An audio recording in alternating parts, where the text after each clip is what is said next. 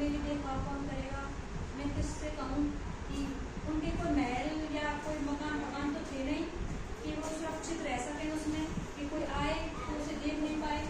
इसलिए कोई बच्चा आया हो तो उससे बोली वो कि तू मेरा पहरा दे, बाहर खड़ा हो जा, तू मेरा पहरा दे, तब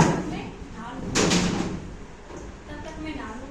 तो वो बच्चा बाहर खड़ा हो गया। तो उसने बोला, तो इतनी देर में शिव जी आ गए,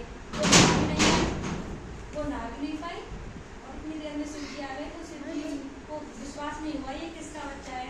उसने ऐसा किया कि जो उसका महल था ना, महल में से अपना बच्चा बनाया, उसने पहरा देने के लिए अपना बच्चा बनाया महल से अपने।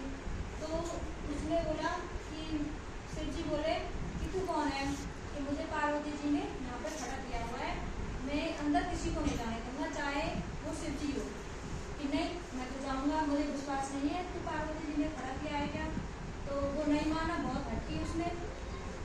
तो शिव जी ने उसकी गर्दन काट दी। तो वो अंदर घुस गया।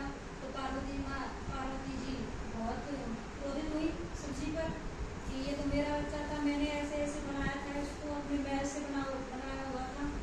तो शिव जी बोले, शिव जी ने अपने द्वारपाल को भेजा कि जिसकी माँ किसी बच्चे की तरफ पीट करके सो रही हो, तो उसके बच्चे की गर्दन को काट के ले आना। तो उसने बहुत प्रयास किया, कोई नहीं मिला। एक हाथी सो रहा था, अपने बच्चे को लेके सो रही थी और वो पीठ मोड़ के सो रही थी।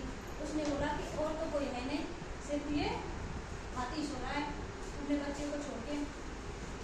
तो वो उसी की गर्दन को काट के ले आया।